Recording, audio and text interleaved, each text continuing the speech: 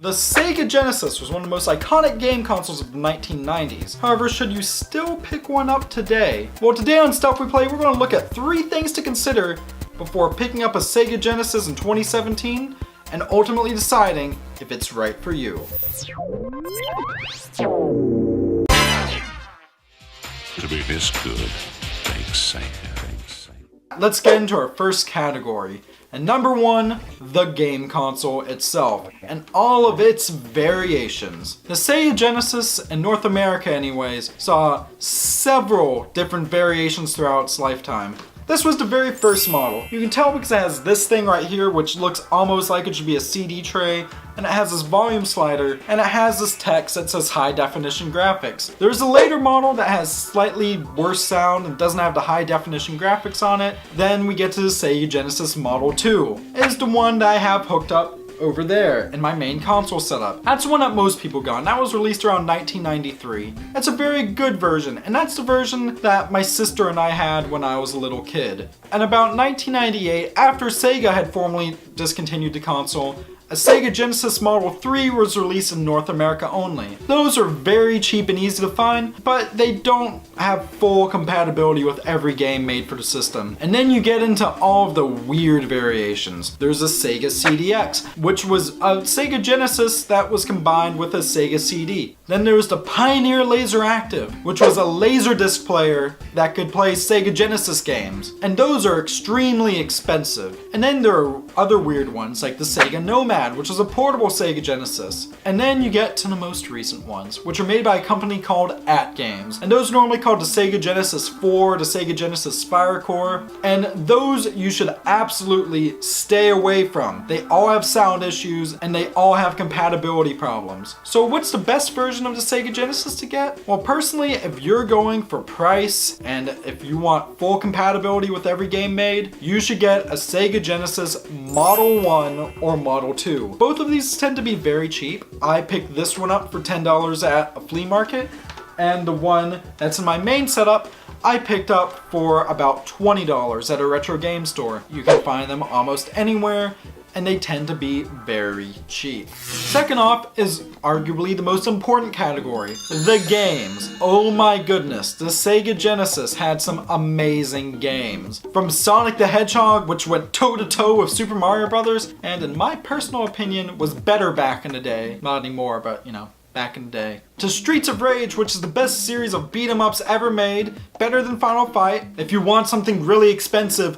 you have Musha or Pure Solar. But Pure Solar is a really good RPG. But you know what else is a really good RPG and is not very expensive? Phantasy Star. The Phantasy Star games are amazing, especially 4. And most of the Sega Genesis games aren't super expensive. There's some that are, but most tend to be quite cheap. The one thing to consider though is that how many games are there for the Genesis that you can't get on any other platform? And I don't mean emulation. Of course there's an emulation option, but I'm an advocate of physical media. In the case of Genesis, there's a lot of collections. There's the Sega Genesis collection on the PSP. All of the Sonic games except for 3 have been ported to iOS. There's a best collection out of all of them. That's the Sonic's Ultimate Genesis collection, which has something like 60 games, and that usually runs for about $10 and is for the Xbox 360 and PS3. However, if you want the original OG experience, you should be able to get a Genesis and about 7 or 8 games that you really like for under $100. And I think that's quite reasonable. It's certainly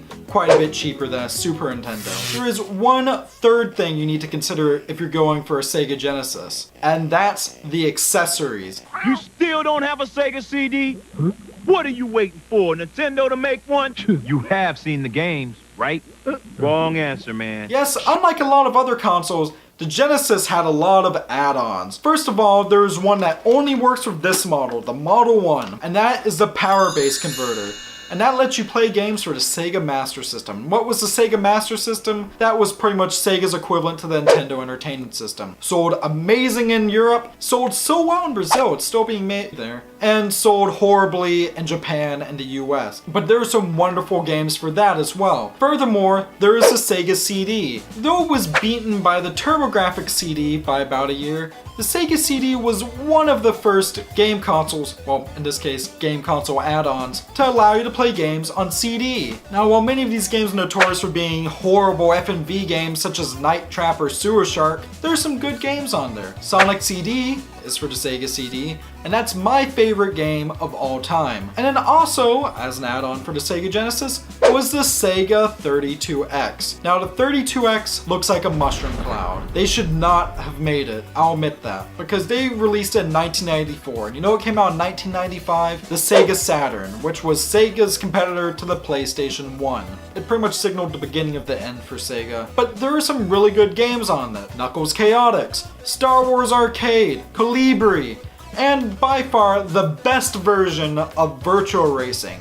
Virtua Racing Deluxe. The add-ons are not essential, but they're cool to have. The power-based converter tends to sell for about $70 or so, while the Sega CD now sells for over $100. The 32X is still relatively cheap though, and I tend to see them at game conventions for about $30 or so. Overall, is the Sega Genesis worth your time and money? Well, absolutely. If you're a fan of classic video games, there's something for everyone on here. It's relatively cheap to find, particularly compared to its competitors, the Super Nintendo and TurboGrafx-16, and there's a plethora of great games, from arcade hits like Space Harrier to RPGs such as Phantasy Star, and I can for sure, with all my heart, recommend you pick up one of these now. So thank you very much for watching, and remember, if you enjoyed this video, just share it with your friends and comment down below about what you think about Sega Genesis, the Sega Genesis, and what your thoughts are on game collecting in general nowadays. As always, stay classy everyone, and I will see you